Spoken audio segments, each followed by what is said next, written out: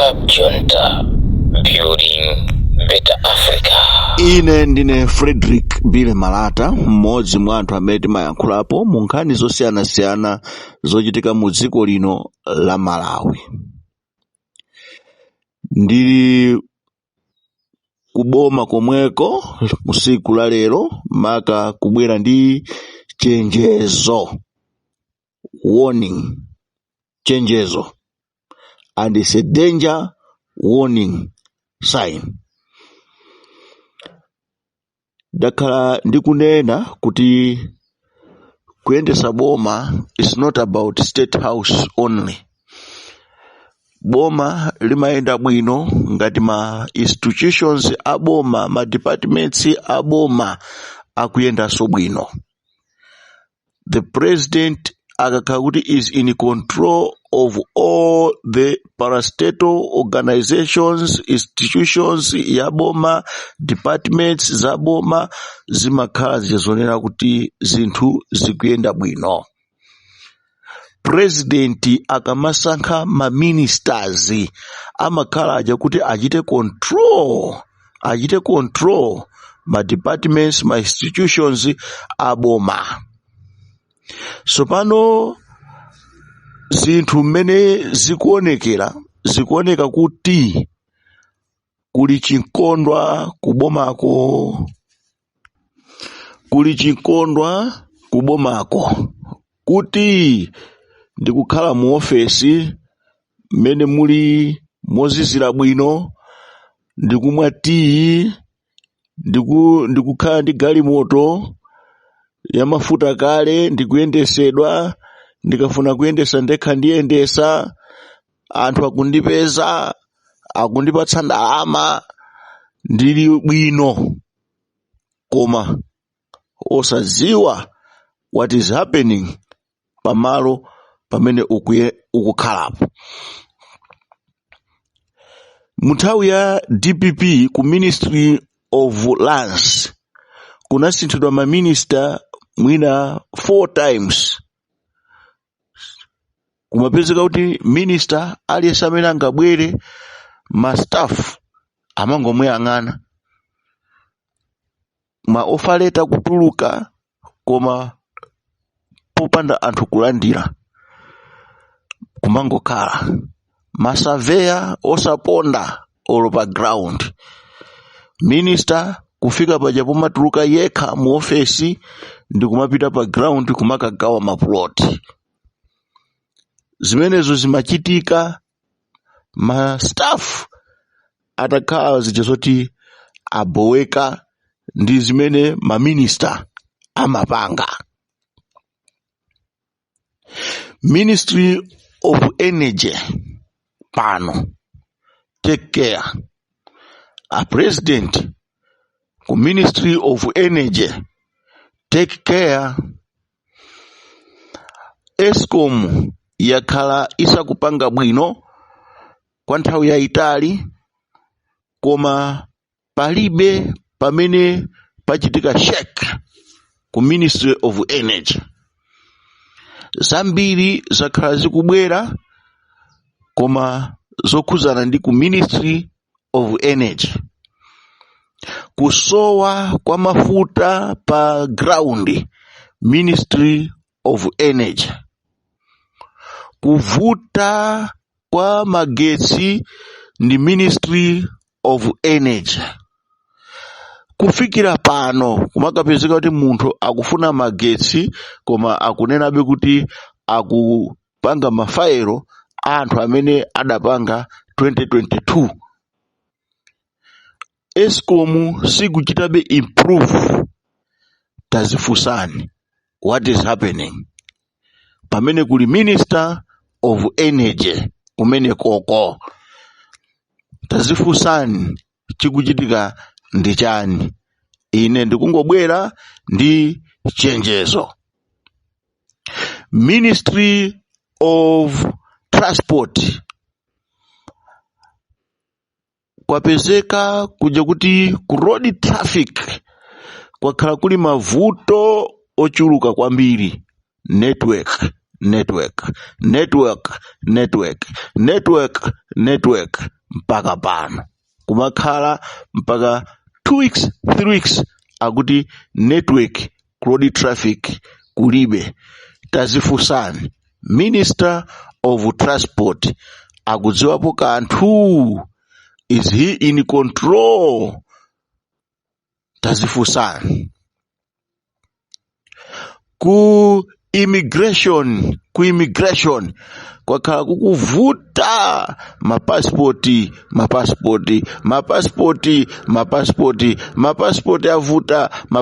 avuta. Ministry of Security and Homeland Security, shake up.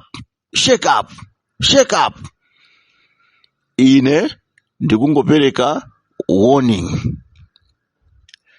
Ministry of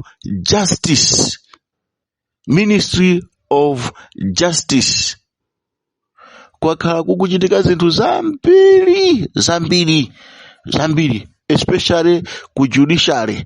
Anthu akhala akudandaula ndipo ma judgment ena amene akumabwera odabwitsa kwambiri onena kuti munthu ukhoza kumadabwa kuti awa mlandu wawo umene anapezeka kuti ena mpaka analowa, koma awa akuchita flow pa ground osaderaso nkhawa.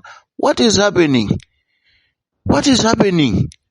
Ine ndikupereka chenjezo kwa inuyo akuboma.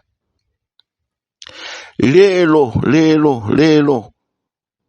ku Ministry of Justice komweko kukupezeka kuti akulimbana ndi NRB, akulimbana ndi AMEC, kumapezeka anthu ndi kumapita ku khoti ndi kumakanena kuti koma NRB ikhale apo, AMEC akhale apo. NRB izimulemba munthu, ikamulemba munthu uja apita akalembese ku MEC cholinga azavote. Do we know role ya NRB? Ndi role ya MEC? Kodi NRB yabwera nthawi imene pamayamba registration kuti ichitike mdziko muno ya zauzika, kapena mene imayamba MEC kuti ifuna yambe kupanga registration ya zisankho? Kodi ufulu opita kukalembetsa ndi wandani? Kodi kulembetsa kumakhala ndi compulsory kapena munthu an individual amachita kusankha yekha kunena kuti ndikalembetse kapena ndisakalembetse za zisankho? Kodi is it a compulsory in our constitution kuti munthu akuyenera kuti akalembetse basi kapena kuti akavote basi? Is it a compulsory kunena kuti munthu akhoza kudzuka ndi kumapita ndi kumakaitengera NRB MEC ku khoti, akhoti ndi kumanena kuti ayi milandu imene yoyo ipitirire pamene registration inachitika kale kumbuyo, anthu akubwera supplementary, anthu akupanga, andi panopa kalenda inatulusidwa, andi kalenda sinatulusidwe ndi Anabelo Ntalimanja. Anabelo kalenda inatulusidwa kale ndi AMEC kuli achifundo kachali kuti siku lakuti tizapanga chakuti, siku lakuti tizapanga registration, nthawi yakuti kuzakhala ukapereka mayina anthu ku electoral commission, nthawi yakuti tizapanga zakuti, siku lakuti kuzakhala zisankho, siku lakuti tizalengeza, siku lakuti zonse zija zakhala zili mu kalenda. Munthu aliyense ndikumadziwa kunena kuti ineyo kuti ndikavote ndikuyenera kuti ndikakhale ndikuti ndikachita register ku MEC. Nde aboma anena kuti aparliament apanga lamulo lonena kuti munthu amene akalembetse akuyenera kuti akhale ndi chauzika, kusonyeza kuti wina aliyense amene akufuna kuti akalembetse amayenera kuti akhale ndi chauzika, andi chauzikacho amapanga ndi a NRB. Now munthu payekha sadakhale ndi ufulu odzipasa iyeyo kuti apite akakhale ndi chauzika kuti azitha kumagwiritsa ntchito, ngakhale boma litanena kuti amene ali ndi ID ndi akuyenera kukhala yekhayo amene apite ku Adimark ndi kukagula fertilizer pa mtengo mwina wa 60,000, kaya amene ali ndi chauzika ndi yekhayo amene angathe kupita ku Adimark ndi kukagula thumba la chimanga pa mtengo wa 15,000. Ndi wina akabwere ndi kukanena kuti iyayi ineyo basi komano chifukwa chonena kuti mukufuna kuti amene ali ndi ID ndi akhale yekhayo amene akagule zinthu izi, ndi ndikufuna kuti aliyense alembedwe, ndi kuti pano pa NRB ikalembe wina aliyense. Zoona zimenezo Malawi. So Ministry of Justice, I'm warning you, onani kuti zimene zikuchitika ku judiciary, you have to be so we have to look it with keen interest. Muonesetse kuti chikuchitika ndi chani, otherwise anthu amatha kuvota koma ma systems aboma amatha kumutulusa munthu mboma. Chipani chimatha kumutenga munthu kunja kwa boma ndikukamusiya mboma ndikumpanga kukhala president, koma ma systems aboma amatha kumpangisa munthu kutuluka mboma. Because you may think kuti pakupangika misonkhano, tikupanga misonkhano anthu akubwerapo ye ndikumanena ya boma ndilo mweri, koma ndikapezeka zizona kuti ndikuluza boma chifukwa cha ma systems aboma. Lero onse amene anapanga corruption, they have ganged up kufuna kuti to fight ACB, kuti ACB isakhale ndi director general. That's why you will see kuti anthu akuti ma anonymous apita ku ombudsman akapereka dandaulo kuti ma interview sizinaende bwino, anthu amene atengedwa ndi osayenera, ndikumabwera ndikumakanena kuti anthu amenewa ndi osayenera. Are we serious, Malawians? Are we serious? Zichazonena kuti akuboma. Musagone, be in control of all the institutions. You cannot be the minister usakuziwa, minister of justice osamaziwa judgment imene ikubwera, then you're not in control. Muntu amayenera kuti aziziwa kuti okay, pali milandu yotere. Oh fine, chimene chochitika ndi chani, chachitika ndichi, ndikuzichita align zimene chazo ndikumaziona. Ndikuti ukakhala kuti ukuyenda nawo bwinobwino, ine ndinaona pena ponena kuti boma lili anthu magawo 7, lili ndi president pamwamba, lili ndi chipani, lili ndi ma CSOs, lili ndi ma church, lili ndi mafumu. Magawo amene ajawo amayenera kuti aziyankhulana. Lili ndi parliament, lili ndi judiciary. No, magawo amene ajawo ngati sakuyankhulana, there is no government. Now, ACB ili suffocated panopa.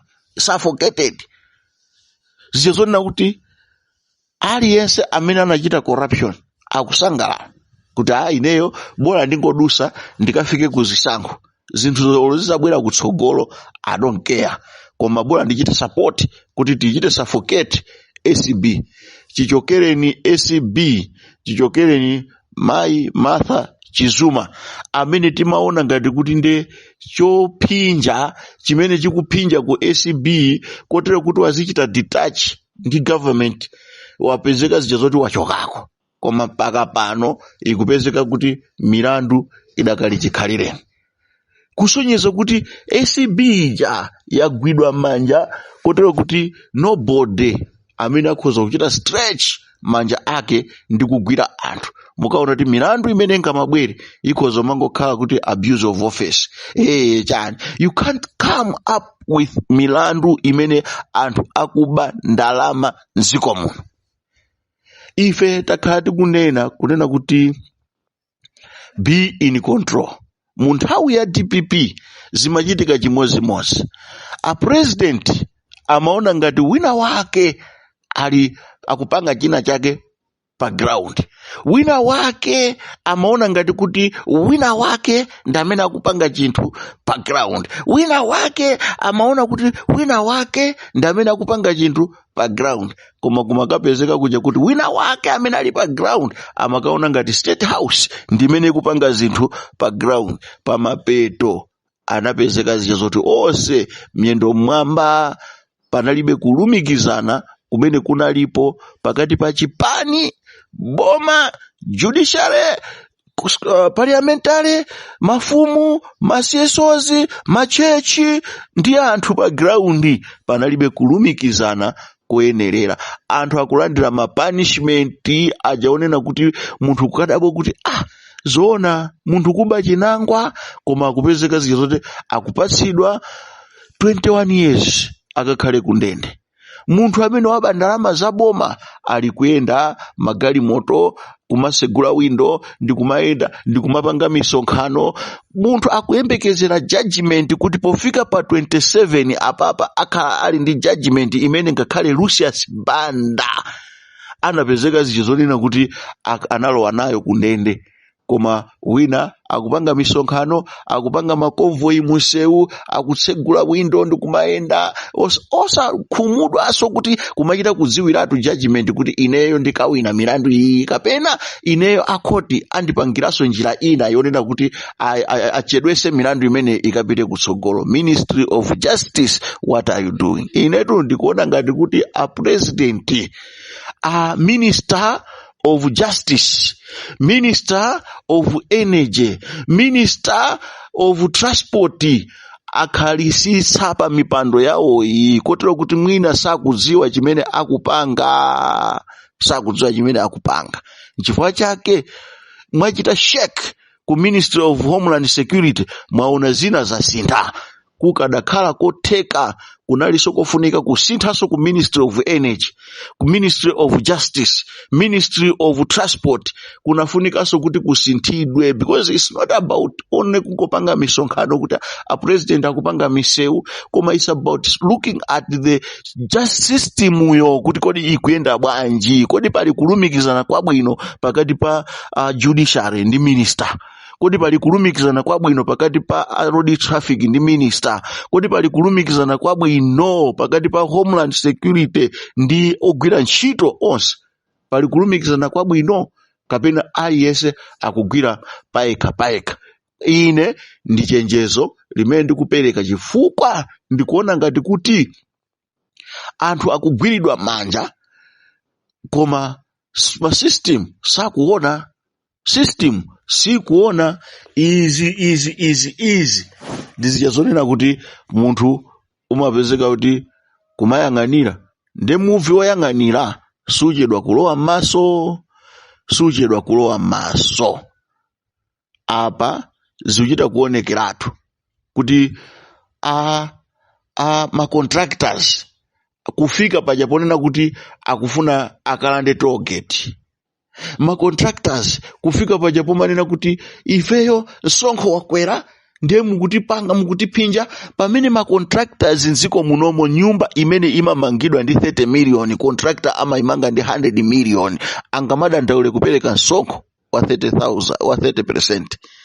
Zonsezi zikuoneka kuti ngati simungachite control Ministry of Energy, ngati Ministry of Transport, Ministry of Justice simungachite control zinthu ngati zimenezo, system imatha kukutulutsani mboma. NRB, MEC, ACB, Escom yonse ija ikuoneka kuti panopa yamangika kuja kuonena kuti it cannot even deliver. It cannot even deliver. Ndewe anthu alandira bwanji zowayenereza. Adimark mpaka kufika paja kuti ma staff amene anachosedwa ntchito ndukayilanda Adimark, ndukatseka Adimark chimene chili chothandizira dziko. Are we in control? Are we serious as Malawians? Ine ngati mbadwa ya dziko lino kukhala chete osayankhula pa zinthu ngati zimenezi ndikuona ngati kuti tili lakwira dziko la Malawi. Sitili pano kungonena kuti ati achakwera akhale pa mpando, tili pano kunena kuti dziko la Malawi lizilandira ma services ake amene akuyenera kulandira. Mafuta akuyenera kuti azipezeka, chimanga chikuyenera kuti chizipezeka, forex ikuyenera kuti izipezeka. Kodi treasury imene zikupangika ku treasury, Minister of Finance akupanga chani? Akuyenera kuti akhale in control of everything, kuti dziko lizilumikizana. Kuyendesa dziko ndi kulumikizana pakati pa maamuzi onse amene ali oyenerera kuyendesa dziko. Osangonena kuti ayi basi bola principal zikuyenda, principal bola azayende, ayi azawine, ayi. Inu ma MP 6 years now imene mukhale muli pampano, mukhala 6 years and some months kukafika September. What are you doing kuma constituency? What are you doing? Because ngati pali ma constituency amene adulidwa ndikuti ambiri ndi Lilongwe, koma kumadera kwina sanadulidwe si onse amene adulidwa. Kusonyeza kuti mudakali ma MP maderamo, makansala mudakali maderamo. What are you doing? Mameya amizinda mwasankha inuyo kumapanga misonkhano, kumasankha anthu mameya ena kuti mwina zinthu zisinthe, zinthu sizikusintha. Misika idakali mene ililimo, hygiene sikuchitika, mabini sakuoneka. Bora sotu agetu dimuthalika anayika Beautify Malawi ndikumakayika mabini, ngakhala nali mabini ono ngaso town koma amaoneka nanga inuyo mukupanga chani? Be in control. Ine lero ndangofuna kukuchenjezani akuboma kuti even ma judgment amene akubwera makoti akukhala odabwitsa. Pezeka zichizonena kuti mulandu ukangokhala kuti uli ku Southern Region muziyembekezera kuti boma siliwina. Ngati boma lingawine ndi kuti mulandu umenewo ukhale uli ku Lilongwe. Kapena munthu akangokhala kuti wamangidwa ndipo ali ku ndende ya ku Southern Region, munthu ameneyo muziyembekezera kuti wa hours atuluka pa belo.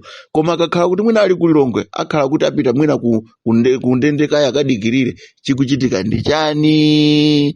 Ine ndine Frederick Bire Malata. Club Junta, building better Africa.